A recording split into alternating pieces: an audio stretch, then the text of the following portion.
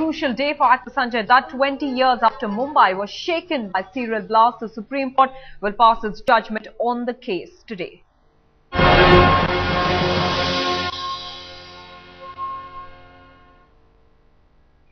Well, remember, the actor had already been given a 6-year jail term by a TADA court, having already spent 18 months behind bars. During the trial, the 53-year-old actor will have to undergo the rest of the sentence if Supreme Court upholds the TADA court's verdict. The actor was convicted for illegal possession of a 9mm pistol and an AK-56 rifle, but was acquitted of more serious charges of criminal conspiracy. Mumbai has been put on alert ahead of that verdict. Extensive security cover has been extended to sensitive areas, vital installations and blast spots. Now, reports suggest that Mumbai received specific inputs that hospitals in South Mumbai are on the terror hit list at this point. Paramilitary forces have been put on standby.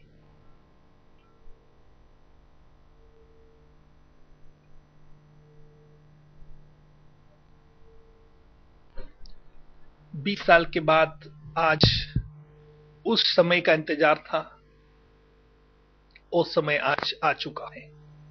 93 के bomb blast का फैसला आज आना है और मुझे काफी उम्मीद है कि टाडा कोर्ट मुंबई ने जिन जिन मुलजिमों को सजा दी थी वो सजा बरकरार रहेगी। In fact, senior journalist Ujjwal Nikam is now joining us from Nagpur. Also joining us is Rajendra Shirodkar from Mumbai. Let me first put a question to Ujjwal Nikam, sir. How do you view this case that is coming up in the Supreme Court, specifically against Sanjay Dutt?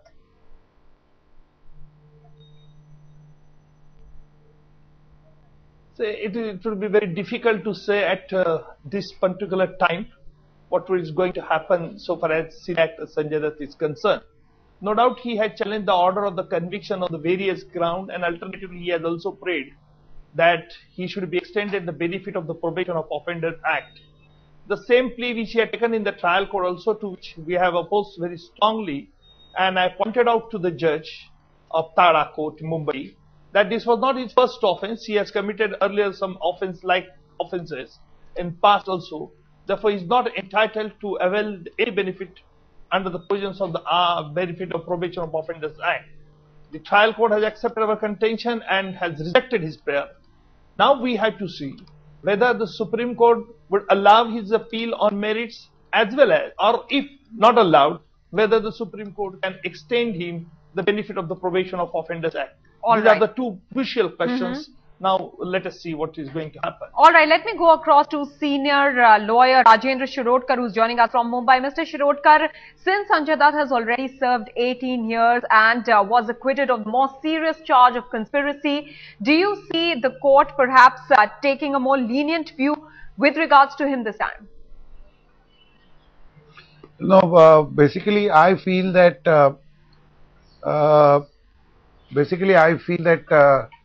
that since he has been cleared of the offences of criminal conspiracy as well as offences under the provisions of TADA Act, and he has been solely convicted under the provisions of the Arms Act, the court, the Honorable Supreme Court, will examine his case on merit so far as the conscious possession of the firearms are concerned. And even under the Arms Act, the Supreme Court has held time and again that there is no question of taking a lenient view. If the Supreme Court feels that he is guilty on merits, then the necessary sentence will be awarded. So far as the extending the provisions or the benefit of the Probation of the Offenders Act is concerned, it is entirely left to the discretion of the Honorable Supreme Court. Let me go back to Ujjwal Nikam, sir. You said that this case that is being heard now will be based on Arms Act as far as Sanjay Dutt is concerned. Since he's already served 18 months, what is the maximum punishment in case of Arms Act, and how much more will he have to serve if that maximum punishment is in fact given to him?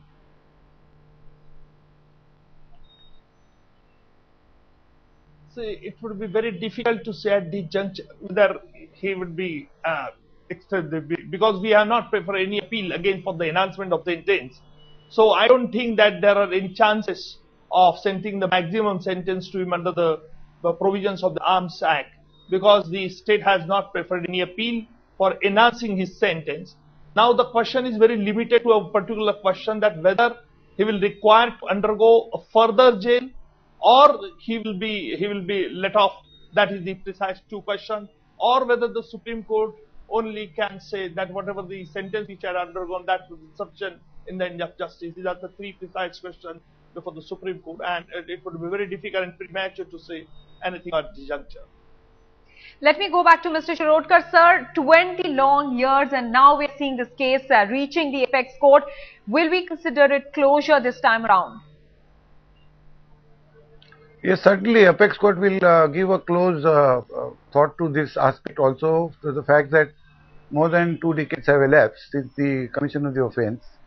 And but so far as what Mr. Nikam has rightly said, is that the Supreme Court will examine the question, since the state has not preferred an appeal or a petition for enhancement of a sentence.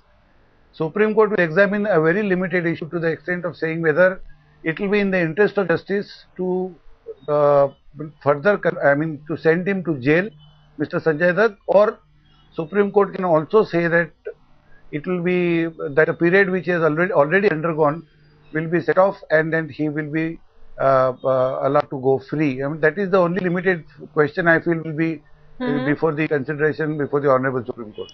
Mr. Nikam, you had said that at the trial court level, it was said that this was not his first offence as far as Sanjay Dutt is concerned, and that it should be looked at in a grave fashion because he's not a first-time offender.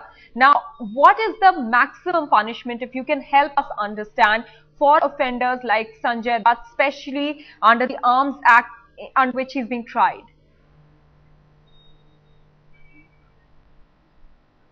It would be now futile to have any discussion on this issue about the maximum sentence at this juncture.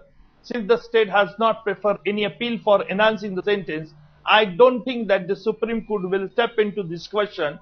But certainly the Supreme Court will consider two questions: whether whatever the sentence he had undergone, that is sufficient in the ends of justice, or whether he has to undergo the further sentence which is left open. So those are the only two precise questions. There is no point in discussing the issue as to what is the maximum sentence and whether he will require to go, whether a Supreme Court can award him the maximum sentence. I don't think that Supreme Court will touch that aspect at all.